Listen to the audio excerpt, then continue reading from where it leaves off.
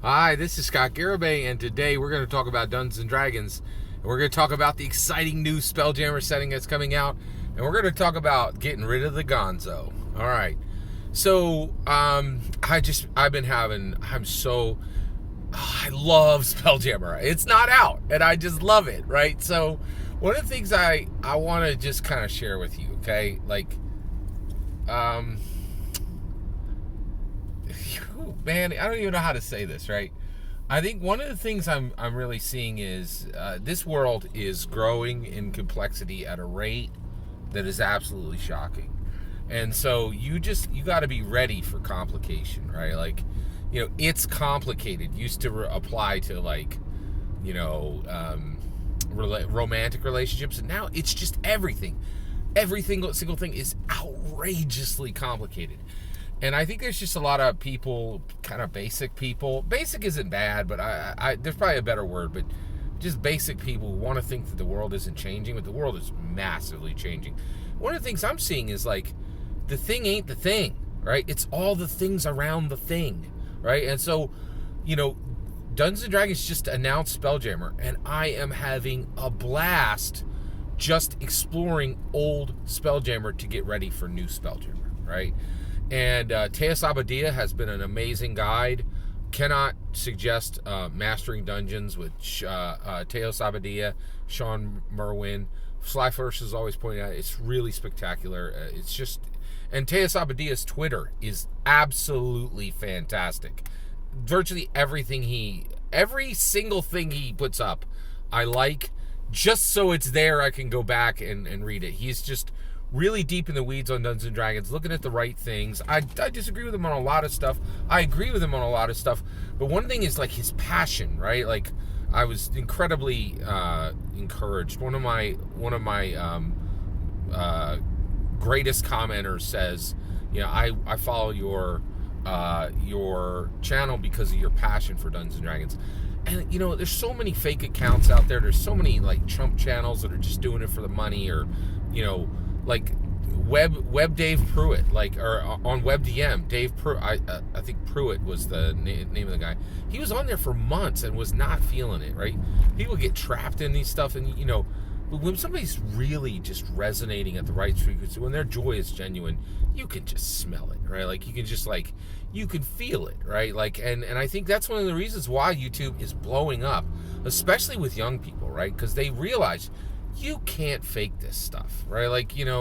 And I think audiences get turned off by people who are not genuine or sincere or aren't willing to take risks, moderate, calculated risks, right? And basically, but Teos Abadia is just crushing it. And one of the things he did is, I've been reading his Twitter. He just literally brought all his, Spelljammer boxes down, shot them and put them up on Twitter. And then I've been researching Spelljammer, and one of the things I did not know is Spelljammer was really Gonzo, really over the top, planets made of donuts and just silly weird things, right? Well, also living ships and these helms that control the ships. It was really crazy and outlandish, right? And I want that dropped. So one of the greatest things about these resurrected settings, right, is just the idea to leave the bad stuff behind, right? And I really think the Gonzo aspects of Spelljammer needs to be left behind. So why is this? Well, let me tell you something. This is just my opinion, but here you go. You don't need to inject comedy into any tabletop role-playing game ever, right? And the reason why is that injection is going to happen the second your game hits the table, right? You're always going to have some knucklehead who wants to inject comedy into your game. The other thing is, and that's not too terrible, right? They're going to make a joke, and you're going to get everybody back on track, right? But here's the thing. A lot of times, comedy happens just very genuinely. One of the things is we, the Dungeon Masters of this world, the 5th edition Dungeon Masters, we are the greatest storytellers on this planet today, right? God had some dudes back in back in the Old Testament times, right around when Jesus was, who literally wrote the Bible. We are not storytellers at that level, but they've been dead for 2 millennia, right? So So we are the greatest storytellers on the planet, and the reason why is we're not stuck with these crusty old models of, oh, I'm going to write it on a piece of paper and it's all my ideas and nobody else's, and maybe I get some ideas from a few other people, right? We come and we're saying, okay, we're going to set up the pin. You know, the dungeon master's like, I'm going to set up the pins, right? The player characters are gonna knock them down, and the player characters and us are going to be interrupted by fate, by the luck sign, by the D20, right? And this, hey, writer, you're not God, right? Like, you know, you almost wish, like, what would it have been like if Stephen King had to change some of his stuff on the fly because a random force told him to. I think that's a powerful concept. I really think that's a powerful concept. And so the fact that we have this new storytelling model where we're constructing the framework of the world, we bring in multiple superstars, all who have these brilliant, awesome minds, right? And they're bringing things that the DM can't expect. And the DM, in real time, crafts the story to what these players need in that moment, in that week, in that year, right? And build these, and then all of that, in the middle of it, is the power of the glowing, transparent D20, right? That is just changing the story for both the players and the dungeon masters so that none of them know how it ends, and just making this powerful narrative, fate-forged story emerge, right? And it's just so beautiful, right? And the thing is, we know how, the serious Dungeon Dragons 5th edition Dungeon Masters, the greatest storytellers on this planet, bar none, right? They get how important this is, right? But the rest of the world doesn't. And one of the things I come across a lot of non-D&D people, because I'm so deep in the weeds, I can't even hide the D&D threads in my life. So anytime I meet somebody, D&D comes up in the first hour, right?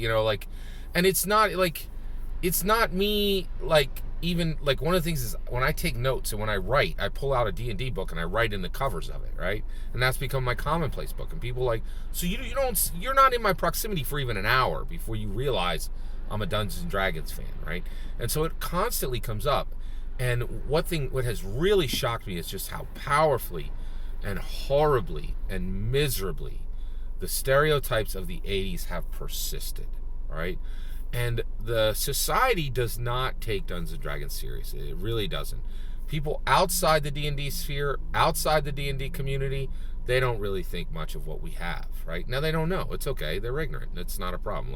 And when I say they're ignorant, that's not an insult. I am 100% ignorant of how to change the oil in my car. That doesn't mean I'm a terrible person. It doesn't mean I'm stupid.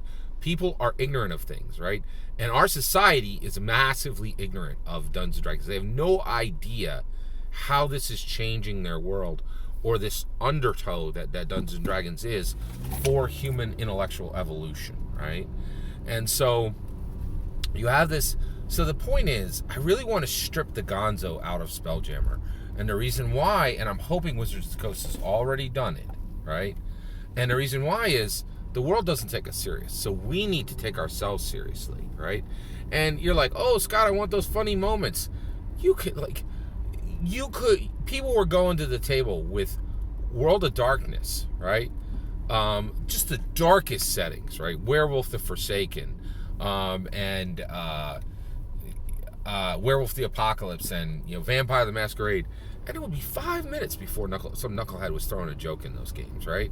So the reality is the comedy is going to be there. It's going to be injected by a player, or it's going to happen very naturally, and those can be really delightful moments.